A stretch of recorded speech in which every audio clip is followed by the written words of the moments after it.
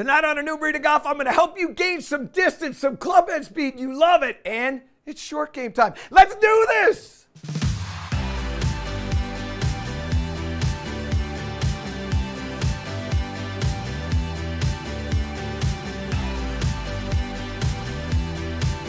It's time for Proving It, presented by Titleist.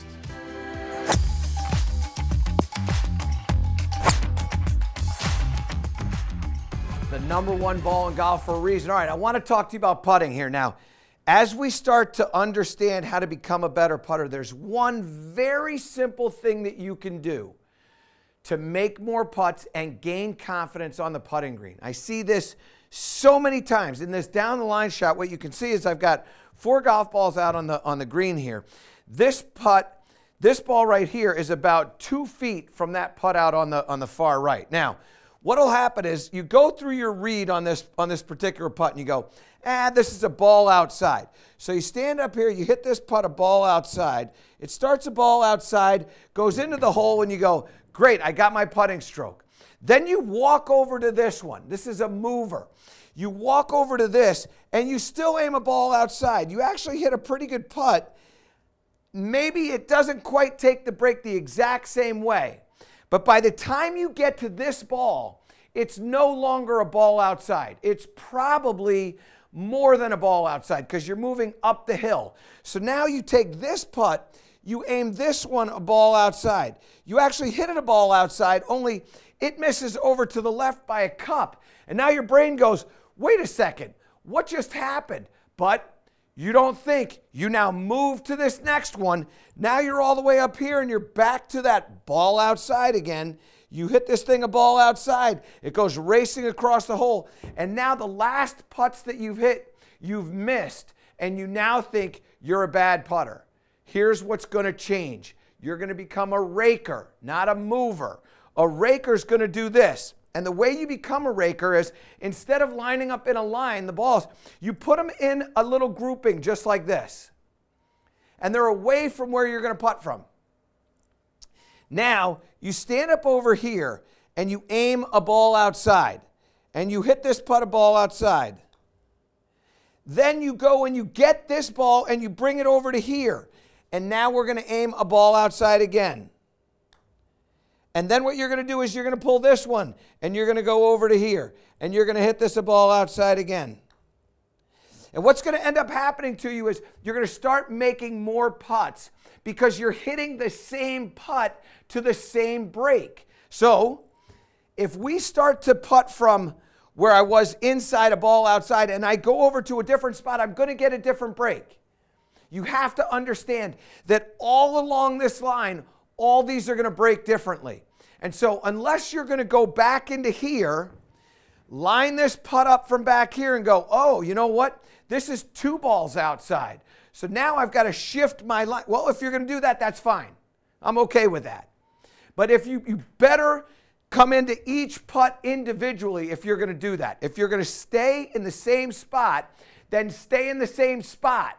Don't move spots and think you're going to get the exact same break because you're not going to get it. Stand in here, aim this thing.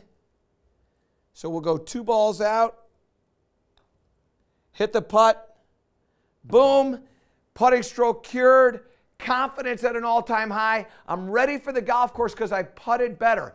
Become a raker, not a mover, and you will make way more putts. That's Proving It, presented by Titleist. It's time for a grip tip presented by Golf Pride. Now listen, we're not going to talk about a change in the grip. And you've been doing a really good job of sending your swings to me, so keep those coming. Today, we're going to look at the golf swing of Jamie Imam. And this is something that many of you are struggling with right now, and that is, how do I follow through with my swing? Why am I not able to follow through? Well, Jamie is a perfect example. So we're going to help Jamie, and we're going to help you at home. Now let's take a little look at what he does here. Setup position is pretty good. He's got this on slow motion. Now what I want you to watch is he's going to take this club back. A lot of arm hang in here. So he's got a little bit of bend over. Not terribly bad, but a little bit more than I would want to see. Starts to take the club back. Club face gets a little bit shut. Body is working.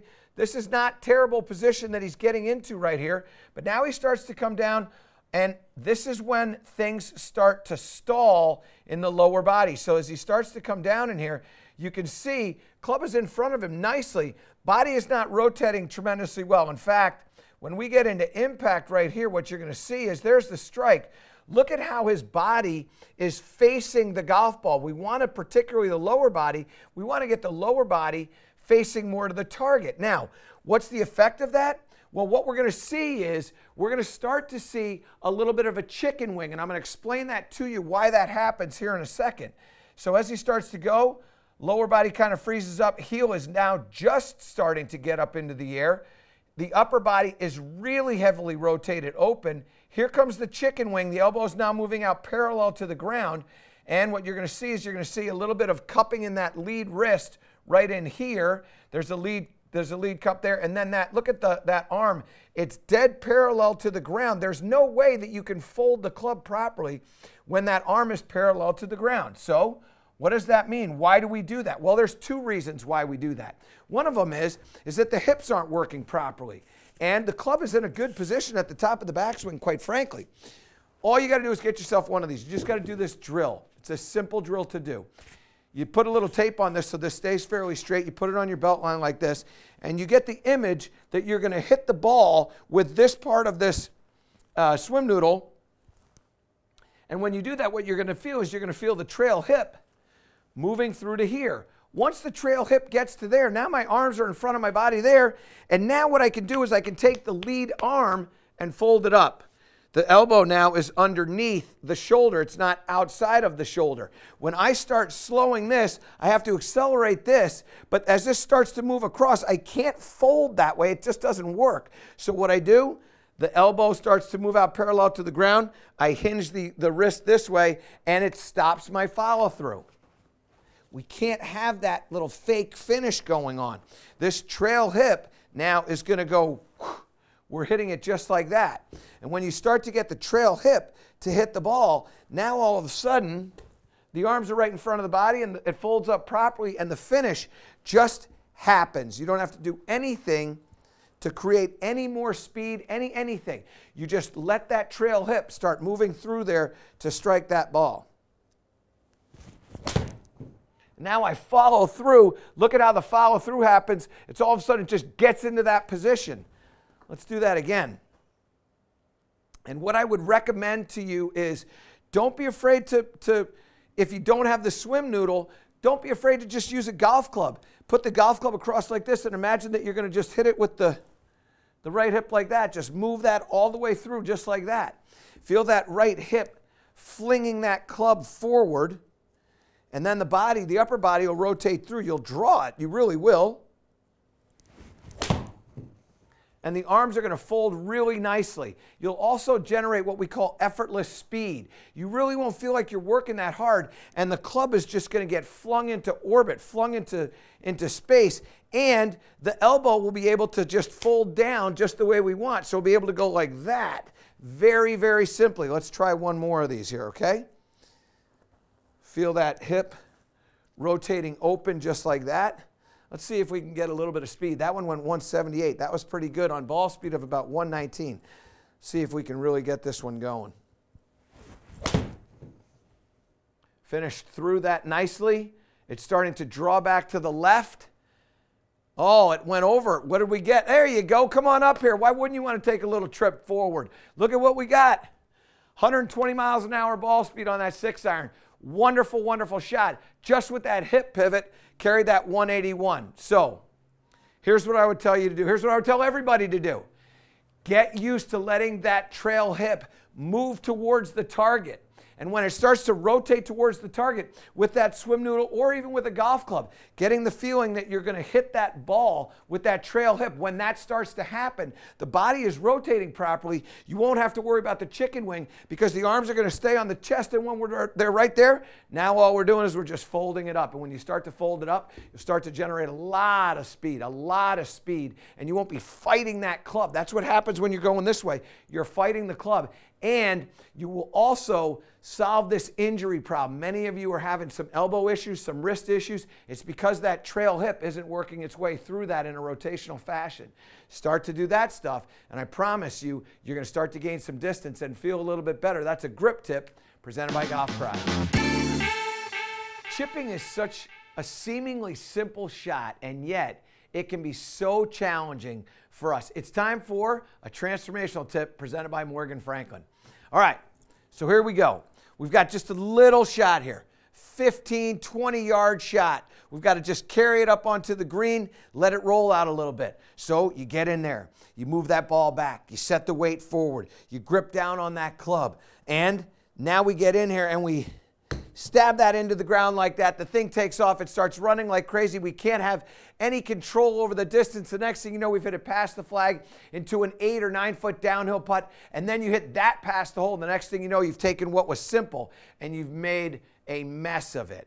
I want to give you an idea that's going to help you, because many of you don't like to make swings that are sort of full of levers. And what I mean by that is angles here and here. We don't want that. We start to do this and we get kind of not sure of what's happening and then stab it into the ground.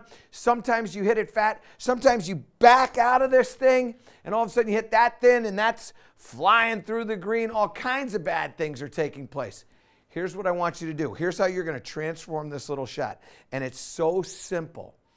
All you do is hold this club like it's a putter. You're gripping down on this. You're letting this come through the hand in the proper position. And now what we're going to do is we're going to rest the toe of the club into the ground. Not the heel, just the toe.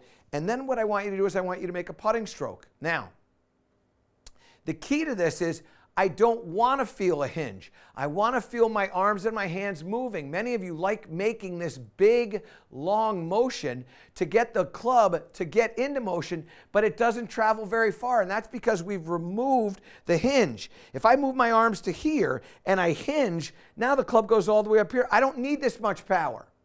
So I hold it like a putter. I move my arms to here, but because the club is just an extension of my arms, I haven't added any levers. Now the club's here. Now I have the right distance. Now I can create the right speed to get this ball to travel the way we want. And by putting the toe into the ground, we're making it so that this will glide along the surface. It won't dig down into the ground. So we just set up, balls in the middle of the stance, very, very square. And now we hit that shot. Ball flies out very easily. Look at that. It rolls up to the hole. I've got a nice 3-foot putt. The other thing that you do when you hit this shot is you use your trail hand, your right hand. I want you to use it. So many of you go, oh, my right hand took over. No, no, no. I want it to take over, but I want to use it the right way. I want to feel like I'm pushing with the right hand. So when I start to push, don't push out to the flag. Push over to the left of it. So we take this, we swing, we push that right hand just a little bit to the left of it. There's a wonderful shot right there. Look at that. Hole high. I've got it exactly the way I want. And all I'm doing is pushing with that trail hand. So here's how you execute this shot with a lot of confidence, a lot of faith, and no angles. Hold this club like a putter. Set it out on the toe. And then use your trail hand to push. And as you start to push, you can push with some tempo, you can push with some speed, you can push just to the left of the target. And what you're going to get is you're going to get a wonderful shot. And that there is how you transform your short game with our transformational tip presented by Morgan Franklin.